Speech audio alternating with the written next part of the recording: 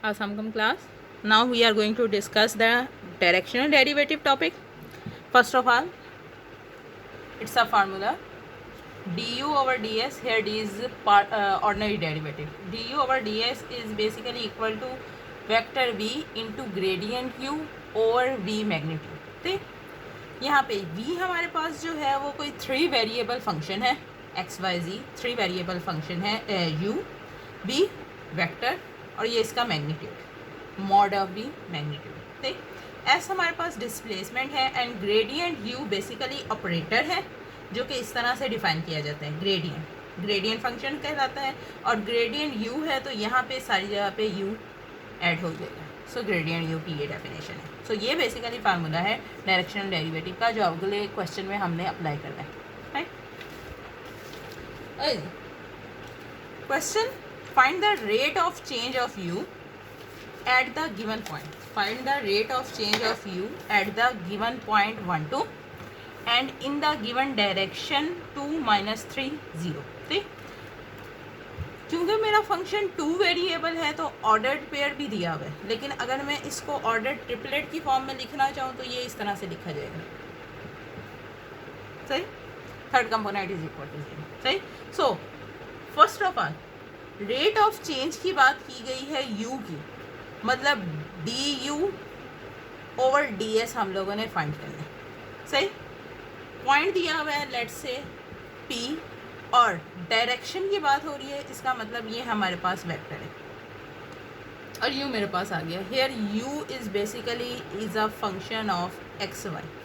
अगर हम उससे डिलीट करना चाहें तो z भी कह सकते हैं, लेकिन यहाँ पे z जो है वो बेसिकली 0। सही, सो सबसे पहले हम लोगों ने गिवन चीज़ें पॉइंट आउट करनी है। मुझे फंक्शन दिया हुआ है, वेलोसिटी वेक्टर दिया हुआ है और पॉइंट दिया हुआ। ठीक, अभी जी फार्मूला हमारे पास ग्रेडियंट डायरेक्शनल डेरिवेटिव का जो अभी हम लोगों ने डिस्कस किया है। अगली चीज़, वेक्टर मुझे दिया हुआ है, मतलब ये वाली वैल्यू है, उसका मैग्नीट्यूड निकाला जा सकता है। मैग्नीट्यूड हमारे पास हर कोफिशिएंट का जो स्क्वायर होता है प्लस करके under root. So v magnitude is basically 2 का स्क्वायर -3 का स्क्वायर 0 का square under root which is equal to under root 30। ठीक, सो हमारे पास v पहले से था, v मैग्नीट्यूड भी आ गया, सिर्फ अब ग्रेडियंट u फाइंड करना है हम लोगों ने। सही, और u हमारे पास ये गिवन हुआ है। ठीक, अभी हम लोगों ने ग्रेडियंट का ऑपरेटर पढ़ा था तो हमने कहा था basically gradient is basically equal to partial by partial x i cam, partial by partial y j cam, partial by partial g k cam. मतलब u का हम लोगों ने डेरिवेटिव लेना है एक दफ़ा with respect to x partial derivative, एक दफ़ा विद रिस्पेक्ट टू y और एक दफ़ा विद रिस्पेक्ट टू z। क्योंकि पार्शियल डेरिवेटिव है, जब मैं x के हिसाब से लूँगी तो बाकी सारे वेरिएबल जो है वो एज अ कांस्टेंट ट्रीट होंगे। सही, सो u का डेरिवेटिव सबसे पहले हमने लिया विद रिस्पेक्ट टू x। ठीक, x के हिसाब से y कांस्टेंट था, डेरिवेटिव से बाहर आ गया, x partial x by partial x equal to 1। इसी तरह से y डेरिवेटिव से बाहर आ गया, -1 ओवर x का -1 over x square which is equal to this one. अरे जी, जो क्वेश्चन था उसमें हम लोगों को सबसे पहले यहाँ पे पॉइंट गिवन दिया था। सही, क्योंकि ये ऑर्डर्ड पेयर है फिलहाल तो हमारे पास पहला कंपोनेंट x का, दूसरा y का, हम लोगों ने ये पॉइंट जो है वो यहाँ पे इस्तेमाल करना है। सही, इसलिए मैंने यहाँ partial u by partial x के साथ पॉइंट लगा दिया है और जहाँ पे y आ रहा था पॉइंट मेरे पास ये था 1 2, जहाँ पे y आ रहा था वहाँ 2 रख दिया है, जहाँ पे x आ रहा था वहाँ पे 1 रख दिया, मेरे पास ये वैल्यू आ गई। सिमिलरली u का डेरिवेटिव लिया विद रिस्पेक्ट टू y के हिसाब से डेरिवेटिव ले रही हूँ, x कांस्टेंट है, दोनों दफ़ा 1 1 आ जाएगा, जो बची हुई वैल्यू होगी वो यहाँ लिखी जाएगी। अगला काम उसमें पॉइंट लगा दिया, हमारे पास ये वैल्यू है।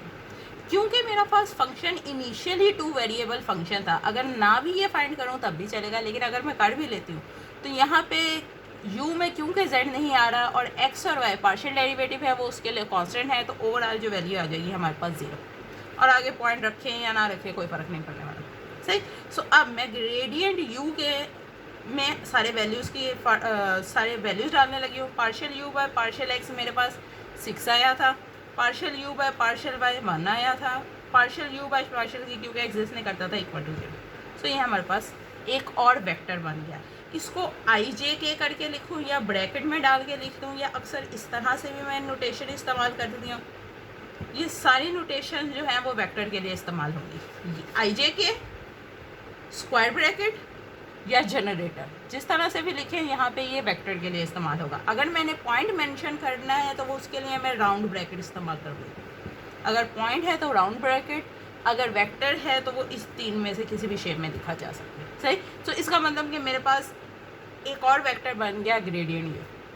सही। अब यहाँ पे मेरे पास क्या था, एक वेक्टर बी था, एक ये वेक्टर है ग्रेडियंट यू। दोनों वेक्टर्स के दरमियान में मल्टीप्लिकेशन मतलब डॉट प्रोडक्ट हो रही है, और दो वेक्टर्स की डॉट प्रोडक्ट जो होती है वो स्केलर क्वांटिटी होती है। सही। तो हमारे पास इन दोनों को जब हम मल्टीप्लाई करेंगे तो एक स्केलर पॉइंट वैल्यूज निकल आएगी।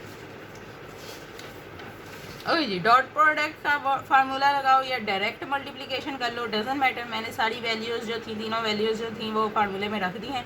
डॉट प्रोडक्ट लगा रहे हैं हम। डॉट प्रोडक्ट का मतलब एक्स एक्स के साथ प्लस वाई वाई के साथ देन जेड जेड के साथ कोफिशिएंट्स आपस में मल्टीप्लाई होंगे। सही।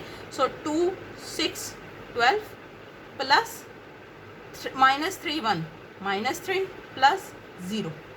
सही। हमारे पास ये वैल्यूज है। ये हमारे पास आ गया rate of change of u with respect to s. ठीक। ओके जी, सेम मेथड और सेम फार्मूले को इस्तेमाल करते हुए तुम लोगों ने ये होमवर्क का क्वेश्चन करना है। कोई भी इशू हो तो मुझे कमेंट में टैग कर लेना। Thank you. अल्लाह हाफिज़।